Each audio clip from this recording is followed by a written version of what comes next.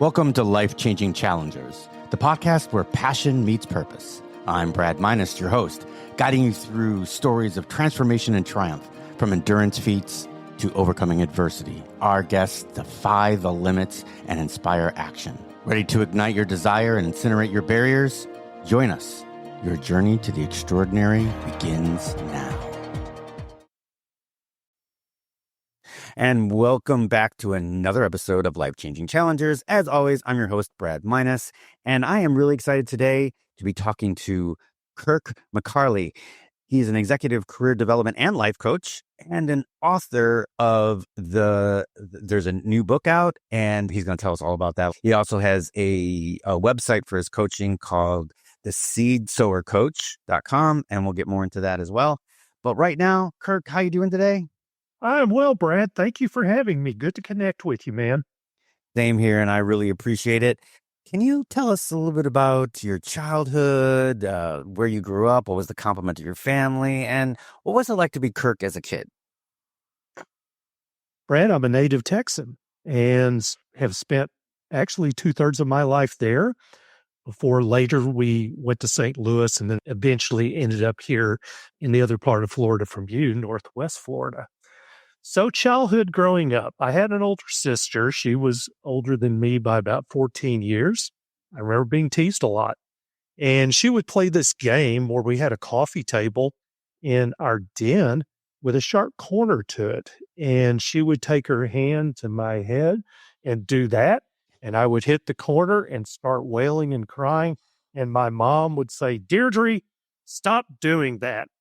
But fast forward, I got teased a lot as a kid, but it's part of who I am now because I return that teasing and also have learned how to take it. So I remember that. Dee, my sister, moved on when I was quite young to follow her own pursuits and career. So my parents were empty nesters except for me. And I grew up, it was a good childhood in Fort Worth, Texas. A lot of running around the neighborhood, hide and go seek, mud pies, connecting with neighbors, connecting with the neighbors' dogs, going to an elementary school just down the street, which is kind of a first significant intersection for me, Brad, because at the time it was kind of like a representation demographically of what society looked like. We had rich, we had poor, we had white, we had Latino, we had Black. And it was this experiment in the Fort Worth School District at that time, back in the 1960s, of mainstreaming kids with disabilities, both physical and mental. So we had to learn how to help these kids along, to be their eyes, to be their ears sometimes, to be their guide if they had a physical challenge. But very significant in my upbringing. I've always had a gift with numbers. And it was when I was about 10 or 11 years old, discovered sports and athletics. And I was good at that. I played basketball. I played softball later on. But what I really cherished about that was the analytical and the logical element of it. If he scores 14 points, his average is going to go up to 12.6. And I began to do long division and pretty soon began to calculate that in my head, which led into the foreseeable future of eventually becoming a talent statistician for ESPN. After growing up in Fort Worth, went to school at University of North Texas. Another significant thing happened. I affiliated with social fraternity, which led me to become the recruitment chairman, which arguably led me into going into HR and recruitment of that later on. I made a connection with a college roommate who was a broadcast communications major. He eventually paved the path for me to go to work for ESPN as a statistician. And most significantly, November 11th, 1978, I met a girl at a party who was way out of my league, and she's still with me to this day. That's 46 years later. We've been married for 44 of those 46 years. So I definitely outkicked my coverage on that. So that was my early upbringing, taking me through to college. Wow, that's amazing. Do you still talk to your sister? My sister passed away in 2000. She had a tremendous sense of humor. And Brad, she was a New Orleans person. That's where she ended up. And Trina hit in 2005. And I would argue that that literally sucked the life out of her when she saw her city or community so devastated. She had an ailment. She didn't tend to it, I would say, because she didn't want to know. It ended up being splenic cancer. Could have been treatable earlier. It wasn't later. And so she eventually passed away. That's been 17 years ago now. But great sense of humor. I miss her from that standpoint of being able to kid and joke about things. Well, I mean, I'm sorry for your loss. Obviously, it was 17 years ago, and that's horrible that she went through that. But sounds like, she had a good life. So you were at University of North Texas. You graduated with what degree? It's a BBA in administrative management. Administrative. And so I launched my career going to Oklahoma City because I was kind of fascinated. It was there, and I wanted to get out of the Dallas-Fort Worth Metroplex. So I pounded the pavement looking for a job, and lo and behold, I finally got one. And that was my entry into HR. I learned everything not to do at that company. So that was my initial year and a half indoctrination to HR. So a lot of bad habits needed to be reschooled, let's say. Did you have to start in recruitment, or did you were in benefits or something else to start with?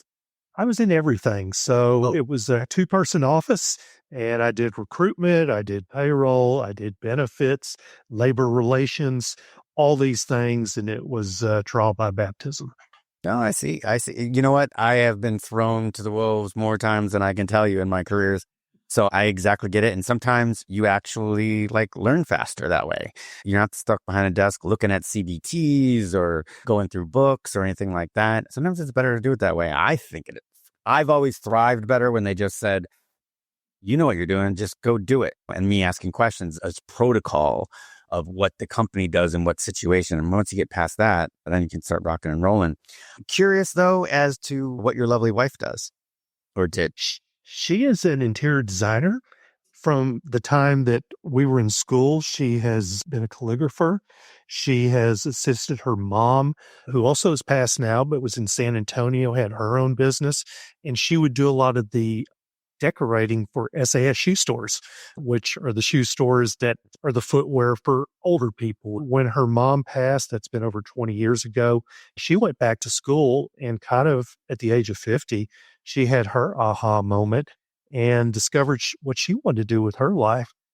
I want to be a kitchen and bath designer. She's always been very visual and artistic, and she has got an incredible eye. I don't understand how she sees what she sees, but she does. And she went back to school, became a certified NKBA, National Kitchen Bath Association designer. And she's doing baths, kitchens, and a lot more these days. In fact, kind of funny story related to Tampa. She worked with the former coach and his family at USF because they had a place up here. And so we got to know the Scott family and find people to work with. So these connections that weave with her, with me working for ESPN, it's funny how the world gets very small. Yeah, I've been hearing some things about that age of 50, right? Which is kind of where I am, a little bit older. People starting all new careers. I listened to this woman who at 50 went to medical school. So 8 years. So she didn't even start practicing till she was 58. Here we're saying that, 65 is the age of retirement, and here she is 58, just getting to the point where she can practice, right? So I guess she turned out to be an OBGYN until 80. She retired at 84 and she just kept going. So, hey, you know what? If you want to have a purpose-driven life, doesn't necessarily mean you got to start at 20. You can change things at any point in time. And obviously your wife is a tribute to that as well. Speaking of that, you were doing human resources. How long did you end up doing human resources? Well, let's see. I guess I started at 23 and stayed in it till 60. So 37 years. some detours along the way. I did a little bit of economic development, affordable housing, and I was also a public information officer for one of the communities that I worked with when I was in government. Oh, excellent. And when did you start picking up the ESPN assistant production manager? Yeah, production assistant, but very specifically a talent statistician. So I supply numerical data, trends, things to look for to the broadcasters. So that was in 1989 that I began that. There used to be a conference called the Southwest Conference, which was comprised of schools primarily from Texas plus Arkansas before they went to the SEC. And we did that until 1995, covering those schools.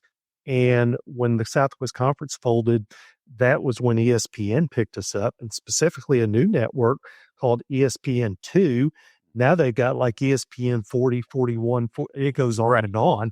But this was back in 1996 when we made that transition to that. And we were the first television crew for ESPN2 back then. All I think about is Dodgeball. You remember the movie Dodgeball? The Ocho. Ocho. Hey, I love those two, Gary Cole and Jason Bateman. They were funny. Now, there was a turn. You had a revelation because of a major event that happened to you. You want to tell us a little about that? Be happy to. First of all, that was when I was contemplating transitioning into coaching. I had hired a coach myself at that point in time because I wanted to do something else, but I wasn't quite sure what it was. And he helped clarify that for me. I was thinking about teaching, thought about counseling and therapy, thought about faith-based ministry, in fact.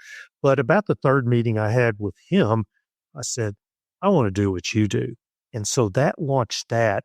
That was in 2013. So 14 was spent, again, latter stages of my HR career, prepping for that and also doing ESPN simultaneously. This was on a Friday in October. This is 10 years ago, over 10 years ago, before I was scheduled to go to Norman, Oklahoma for the Sooners. I was working out. I'm a group exercise instructor. I teach spinning. Right. I was doing a workout on my own, doing a lateral pull down. And Brad, all of a sudden, the world just went black. The next thing I knew, I was laying on the floor and I had a mask on me. I had paramedics or emergency medical people that were overseeing me. What's your name? What's your date of birth? How old are you? On that Friday afternoon, exited the gym via stretcher, taken to a local hospital in St. Louis. So I was more aggravated at that time than in any particular sense of pain because I knew I was probably not going to make my game that weekend and just the plans were going to become complicated. It was a Friday. The hospital was not equipped to do any kind of testing until the following Monday. So I spent a long weekend watching games in the hospital, eating crappy food, and waiting for Monday to get there. When it got there, they shot the dye into my veins and, son, you've got 100% blockage in one artery and about 95% in two of the others. And we recommend bypass surgery, and we would recommend doing that as quickly as possible. So at that time, we were planning to make this transition from St. Louis to Florida. My wife was down here trying to get her business started. I called her up. She knew I was in the hospital on Monday and said, I'm having bypass surgery tomorrow. Probably be a good idea for you to get back up here. And her mindset was, aren't you going to ask for a second opinion, talk to someone else? But I remember being very resolute at that time. Let's get this over with. Let's get beyond it. Let's move forward. And I want to get back into action as quickly as I can, even at that point in time. So that was on a Monday. Tuesday, the surgery was performed. It was a successful surgery. I recovered in the hospital for about 4 or 5 days and then went home on the Saturday after the Friday when that had occurred, 8 days later. Okay, so you're doing a lateral pull down. I know exactly what that is. Most people do. It's a regular thing for obviously the lats. And all of a sudden it just went blank. No pain, no out of breath, no nothing. It was just pull, block, and then all of a sudden you're getting the oxygen. Kind of a little bit of a tingly feel. And then all of a sudden, I don't remember what happened next after that. That you would think that with that kind of blockage, you would have had some sort of sign, and especially someone that was as in tune as you were. But that's amazing that just to know that these blockages can happen without notice, right? It's one thing to have this, I guess it was a heart attack, right? It was cardiac And, blockage. right. So it's one thing to have the heart attack, but it's another thing that to have that 900% and 95% blockage and not even know it. So that is a big lesson learned to a lot of people, that we need to make sure that we are on top of our health, no matter how good you feel. I'm a cyclist myself, obviously. I'm an endurance coach. I do a lot of cycling, and I'm just like you, so I understand it. And you were doing, first of all, I'm kind of already impressed that you had your job as human resources. You were doing ESPN. You were teaching classes, and that's a lot. I give you credit on that. So you were saying that it became frustrating to you because it wasn't because of what was going on with your heart, because you really didn't know. It was the fact that you were inconvenienced. Now, Monday happens, and they tell you this. They say, okay, you've got 100% blockage in one artery, 95% in the other. We got to give you bypass surgery. What goes through your mind? Let's just get ready for it. I don't remember any real sense of fear that was going through. It was just kind of like, I don't like it, but let's move forward. Let's get it done and move ahead. So I kind of approached it, I guess you could argue, somewhat courageously, but maybe more with naivety of, okay, they're going to fillet me, and it's going to be about a 12-inch cut that I'm going to go through. And there's going to be some rehab that takes place. But even at that point, I want to get back into action as soon as I can. So that was my attitude about things going through it. And my wife not being very happy with me because she wanted me to take more time to think through it, to process, to go through options. And I just wasn't prepared for that. I was prepared to move forward. I would imagine that if you had any sense about the doctors telling you this and the way they approached you with it, if you had any doubt in your mind, not necessarily that what they were telling you wasn't the truth, but that you had any kind of like gut feeling that maybe these aren't the doctors to do that, you probably would have maybe took your wife's advice, right? I never had a lack of confidence with anyone who was treating me there. In fact, I remember they were showing me some videos in preparation. This is the recovery from a bypass. This is what you go through. They were showing people who were older than me and also probably not as in condition as I was. I was looking at the video and I'm kind of like, come on, show me something that's a little more aggressive than this about how you're going to return to where you were before, not you can get up and walk around the neighborhood now. That was my sense is, give me better than this. They said, that's all we've got.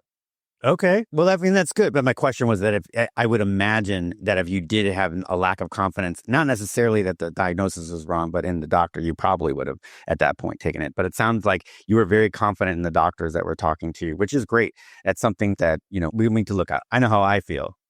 And I think the fact that they probably, because they were able to prepare you so well, also probably lent to your more confidence, even though you weren't crazy about the idea that it was going to be a slow recovery. So let's talk about that then. So Monday, they diagnosed you. When did you end up actually back on the table on Tuesday? Yeah, the next day, that morning. Yeah. So Tuesday you go in, you wake up on Tuesday, you've got probably surgical pain. And then how fast did they get you into rehab? I was in ICU for just a day and I recovered quite quickly. The thing that was most uncomfortable throughout that whole process for me was an episode of constipation. It was terrible. They gave me a suppository that took care of that. So that was a relief. So started walking the hallways of the hospital because they get you up and at it like the next day. I was doing that and discharged and sent home Saturday after the Tuesday surgery. Don't remember a whole lot about the hospital other than that one episode with the colon. Okay. And then the anesthesia. the anesthesia for most people causes a little bit of the constipation. And that's why a lot of the places they like that you're not allowed to go home until you've, done your duty. So what was the rehab like? What was recovery like after that? Interesting you should ask, because there were visiting nurses that would come to the home, and they would talk to me about getting out in the neighborhood, doing some walking. Can't lift for a while because you don't want to tear up the stitches. Can't drive. Need to be in the back seat when you do drive for safety reasons. And I'll admit I touted over that, having my wife drive me around. So I was a 57, 58-year-old baby at the time. Now I'm a 68-year-old baby. But I remember that. But I also remember their coaching of the rehab not being aggressive enough for me. So 7 days post-op, I was back in the neighborhood. I was feeling pretty good.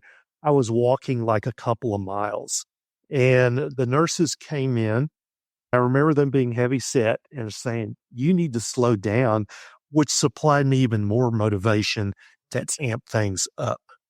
I was doing that pretty consistently, 2-3 miles a day, eating better, losing weight, which was good, and aiming towards that 3 weeks into the future when I get the stitches out and could start driving again. I was working remotely in my HR job. At the time, I couldn't travel, so ESPN was on hiatus for several weeks, and working from home. And 2 weeks after surgery, I actually went back to the office part-time for like 15, 20 hours a week, and eventually built that up to where it was full-time, maybe about 4 weeks post-op. Did you ever have this revelation that, hey, you know what? I almost died? I was at the right place. I was at the gym. We are CPR trained as instructors. Those who are trainers, AED, I don't know what they did for me, but if I'd have been out cycling, it was the Widowmaker. I was in a gym. They responded to me. 4 weeks after that episode, the American Heart Association came in and awarded Scott and Liz, who apparently assisted at the time. And that was pretty emotional for all of us, because they literally may have saved my life before the EMT there. So I reached the revelation initially at that point, and then later on as I was rehabbing. And what did that feel like? You're sitting here and then all of a sudden you're getting the awards are going for saving your life. What was that revelation? What did it feel like? Before that, it was about 10 days post-op. And I was kind of in that state of, I'm feeling pretty good right now, but I'm still limited. There are things I can't do medically. I would probably go out and do it just on my own because I felt that good. But I started getting a little bit depressed, quite frankly. No, no, no, no, no. Don't go there. Go to getting better than you were before, number one. And number two, this is your second chance, What are you going to do with it, son? So that's sort of when that launched at that point in time. It's like, okay, let me resolve to do some things with the time that I do have left that's ahead of me. That I get. Yeah. And that's kind of what I was hoping that you were gonna get to. Just this thing of, whoa, hang on a second here. This is my shot. So what'd you end up doing with it? Obviously you already started training, you already started looking into coaching. You wanted to start that career. You were looking at possibly getting out of human resources. I wouldn't have left ESPN, so I don't think you still haven't left ESPN, right? So yeah, I was going to stay on because you probably just really enjoy that, right? Oh, I love it. It's my man cave every weekend. Yeah. Yeah. So what did you end up doing? Did you end up like stepping up to coaching training, or what went on from there? Well, first thing is physically, let's get back to the gym. So 5 weeks post-op, I was working out again to some limited degree, but I quickly amped that up to where I was back teaching spinning classes 7 weeks after surgery. Oh, bro. I returned in, I guess it was 4 weeks after I'd had the surgery. So finished out the college football season and moved on into the bowl season after that. So completed that season, got back on a bike, cycling outdoors, and wanted to get my stamina back to where it was before, which I did. And that's when I really launched into riding the Century rides. It was time to talk to some people who were coaches. And what's the approach you took to get into coaching? How much did it cost? What's the investment of time? What can I expect later on? And I surveyed several people and eventually decided on a curriculum that was going to work for me, for my time as I continued to be an HR person. Then in 2016, this is a year after I'd gone through the health episode, affiliated with the St. Louis chapter of coaching and really began to make the transition from I'm not this anymore, I'm moving into that. HR is I'm leaving that behind. I'm moving into my new life career. So that's kind of what that looked like. There was another thing that was taking place, though, at the same time. I worked in government, and there was a change in administration as far as a new elected official. And we always approach those kinds of things with curiosity. What's this going to be like? Maybe there'll be some opportunity that's here. How do I need to change my approach? And things were pretty copacetic for the first 3-4 months.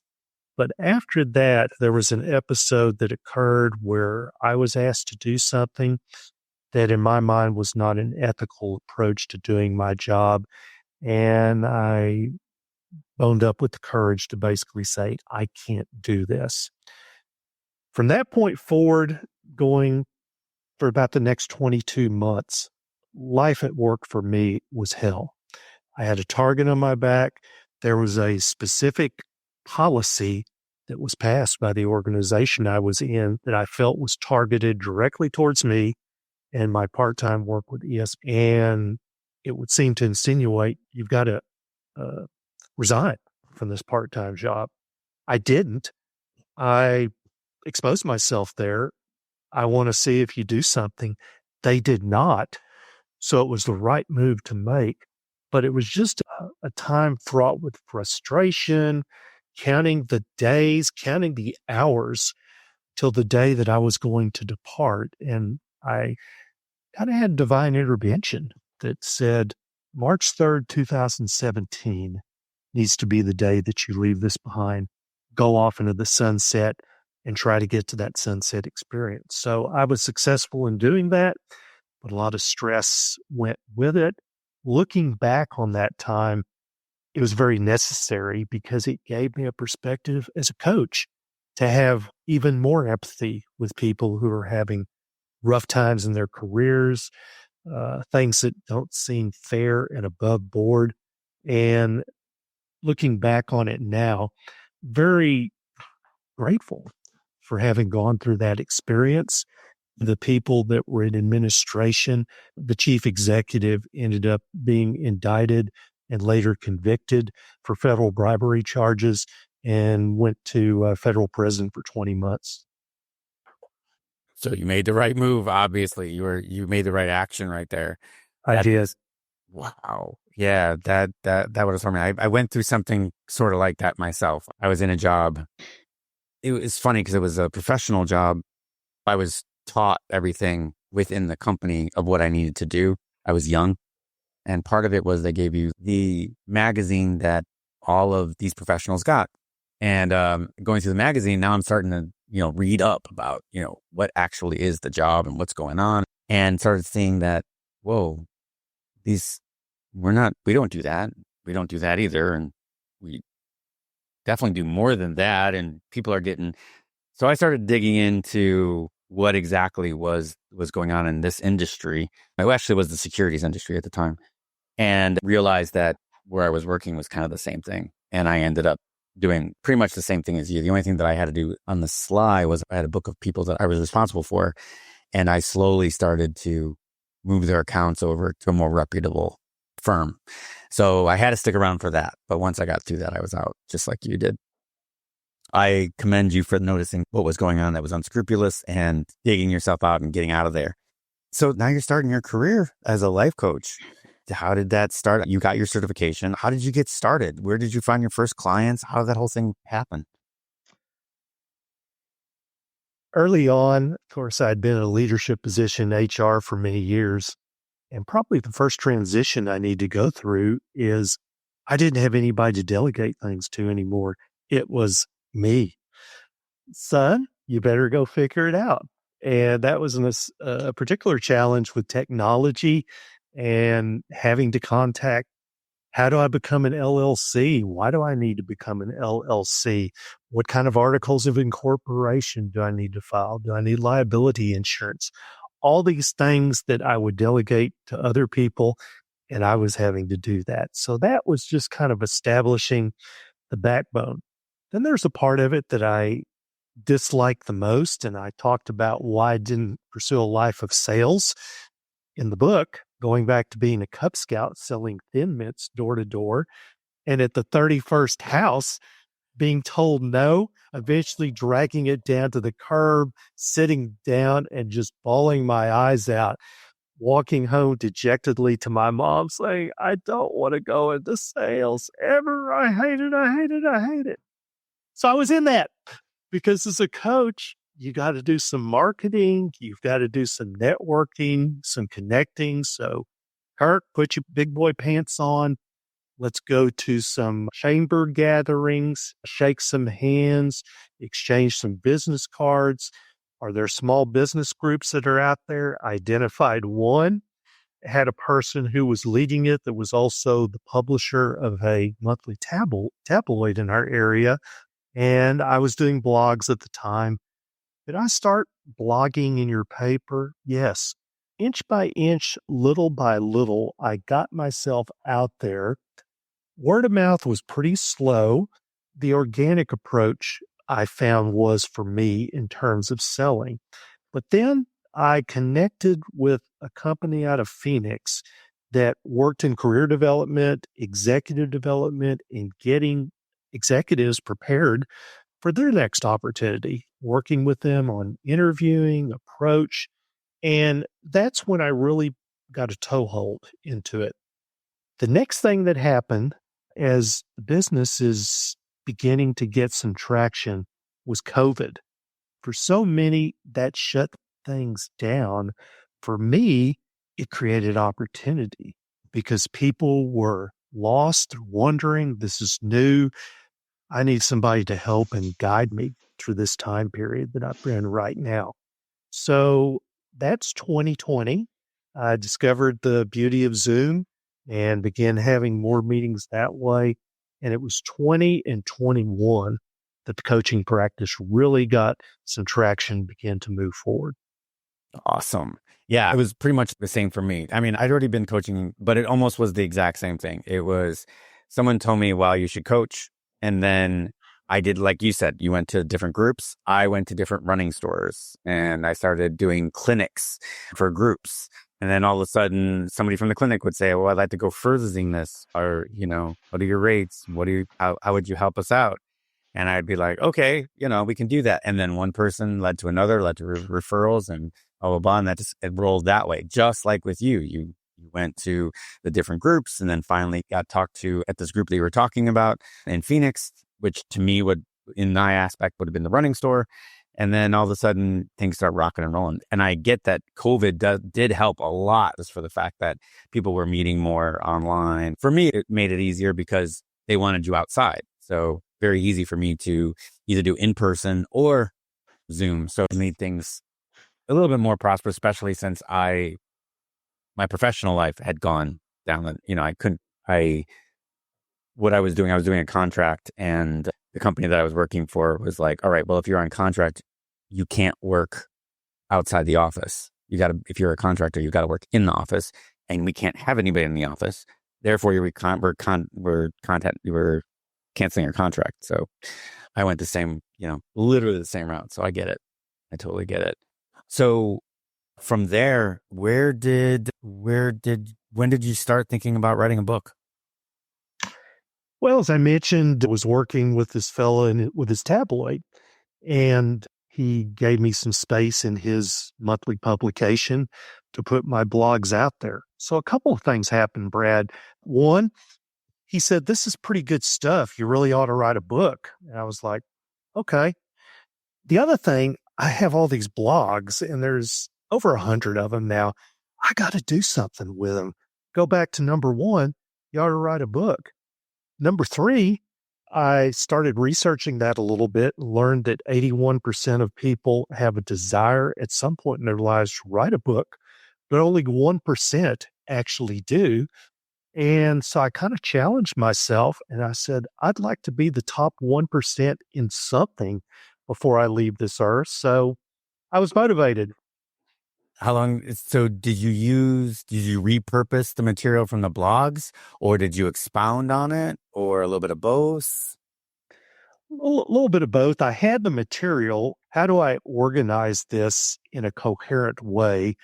Because the way these blogs come up is maybe it's an experience I've had, an observation, something that happened long ago, like getting my head beat up against the corner of a coffee table. It could have been any assortment of things, but it would relate back to something having to do with coaching, oftentimes sports, leadership, communications. So those kind of became broad categories. And how might this blog fit into one of those categories?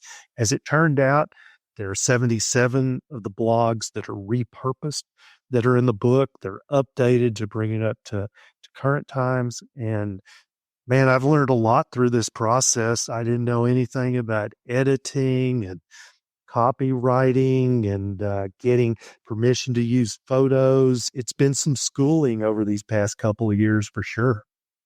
Yeah, that's interesting. I'll put this out there because I'm in the middle of doing that right now. I always do my own take on it as a blog that's on my website. And you can see that when this gets published, there's a companion blog that goes along with it.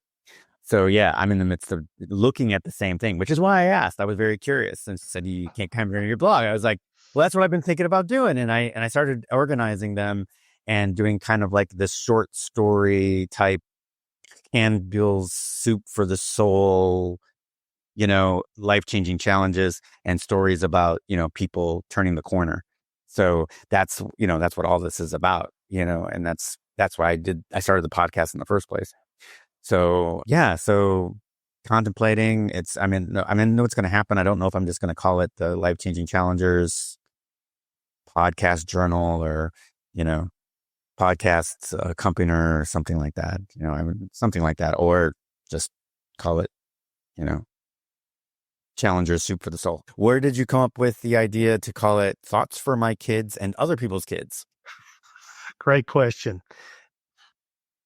I've always, I guess as I get older, I appreciate it more.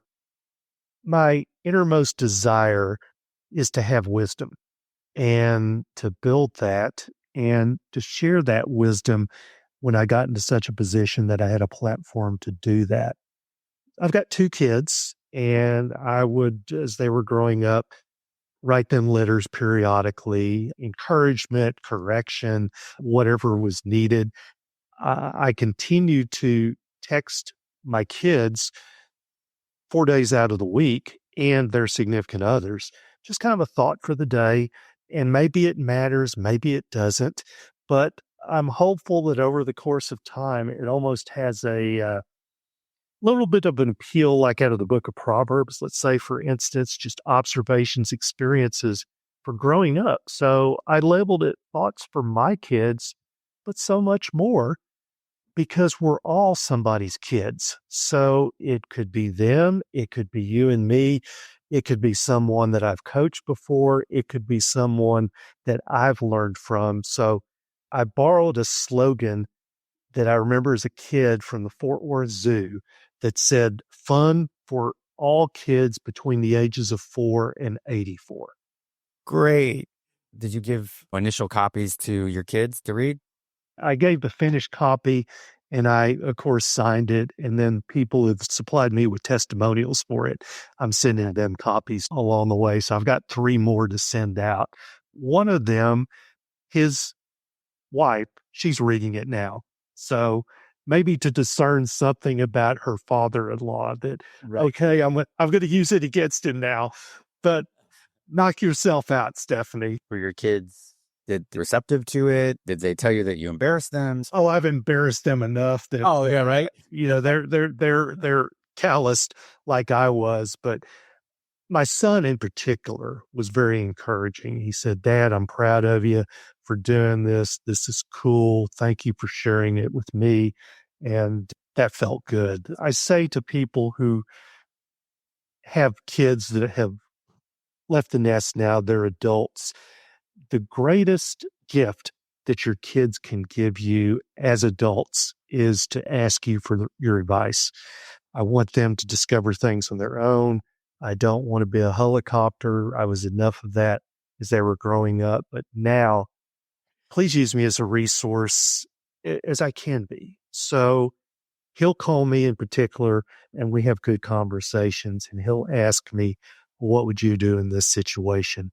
That's gold for me as a parent. I still ask my dad that the same time, all the time. I go to my dad for advice all the time. I go to him for like life advice. He comes to me for technical advice, which then that gets to be a little bit. Dad, we covered this. Oh, you didn't. Oh, but I'm like, all right, I got this going on. Tell me what to do. He's like, well, I'm not going to tell you what to do, but I'll tell you what I did. So it's great, and I appreciate my father more than anything in the world. And I imagine you getting such fulfillment from them asking you for advice. Did you? Oh, so you just published this then? 2023?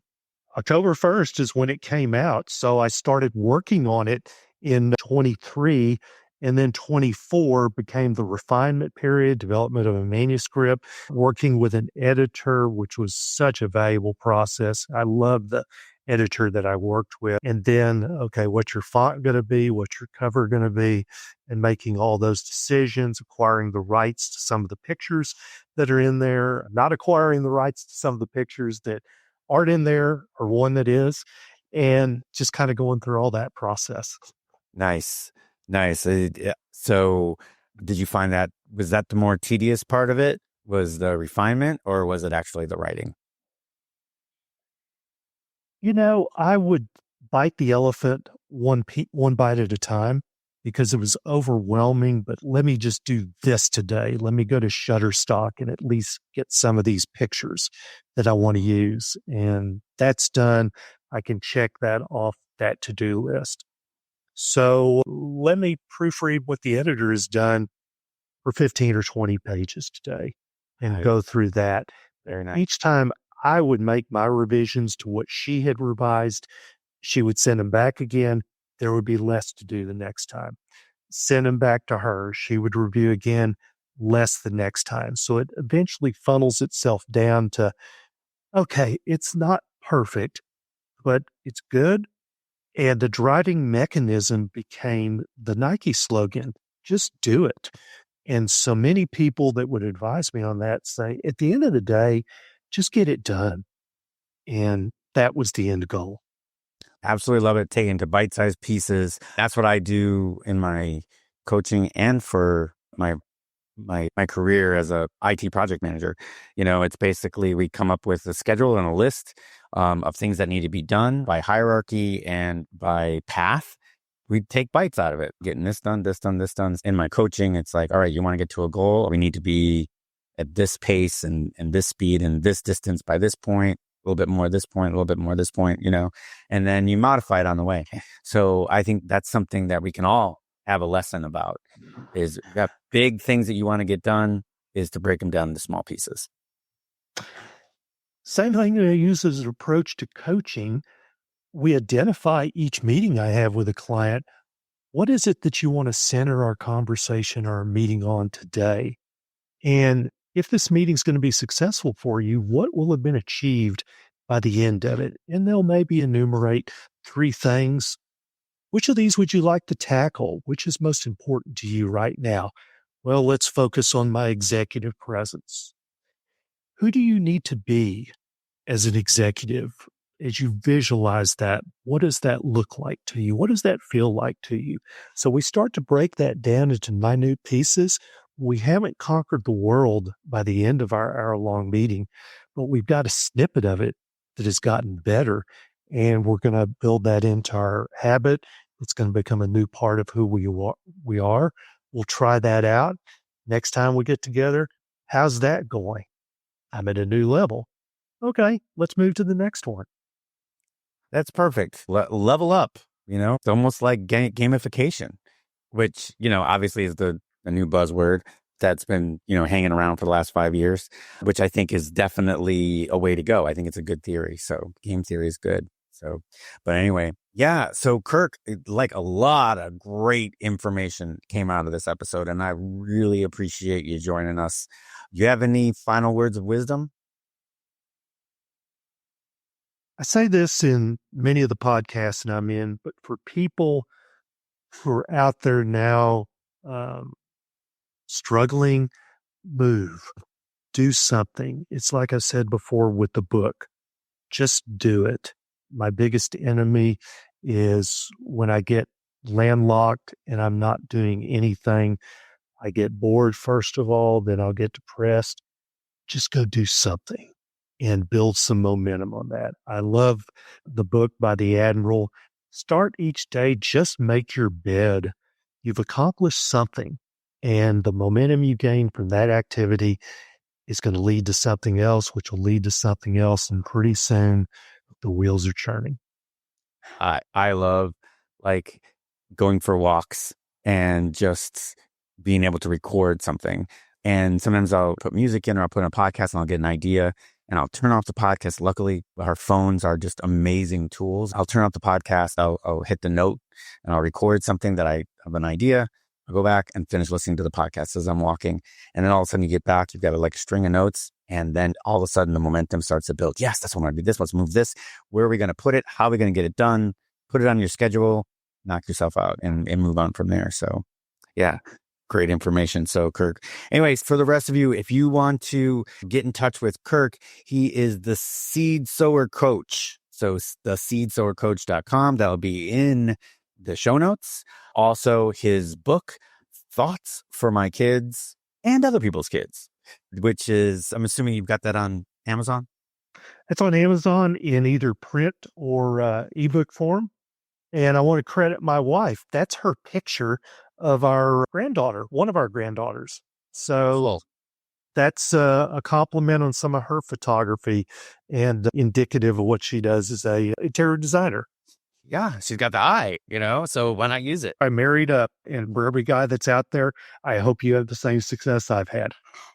So that's fantastic. I appreciate that. So take a look at that. Thoughts for My Kids and Other People's Kids. And I'll also have a direct link to that in the show notes. And then it looks like you are you active on Facebook and LinkedIn? Facebook and LinkedIn both, and soon to have an Instagram presence. My social media person's working on that now. And there will be a Kirk McCarley author.com site out there soon as well. So coming attractions. All right. Well, I publish twice a week, so this will not be that far off into the distance. And I'll make sure that if that's the case, I'll contact you ahead of time. And if that's live, then we'll put that in the show notes as well. For the rest of you, if you enjoyed what you're seeing today, and maybe you're looking on YouTube, then hit that like button, subscribe if you haven't already. Hit the notification bell so you always know when there's a new episode. If you're listening on Apple or on Spotify, go ahead and leave us a review. And you know what? If you don't like this, leave me a bad review. At least I know I've got some feedback and I can go ahead and make it evolve. Luckily, the only things I've gotten so far are positive, which is wonderful. They don't have to all be positive because I get to learn something and make the podcast evolve. So again, thank you so much for listening. We appreciate it. Kirk, thank you again. And for the rest of you, we'll see you in the next one. Well, that wraps up another episode of Life-Changing Challengers. I'm your host, Brad Minus, saying thank you for joining us on this journey of transformation. If today's stories inspired you, please take a moment to review, share, and follow us on your favorite podcast platform. Your support helps us reach more listeners and create an even bigger impact. Remember, every challenge is a chance to grow. Until next time, keep pushing, keep challenging, and never stop pursuing your extraordinary.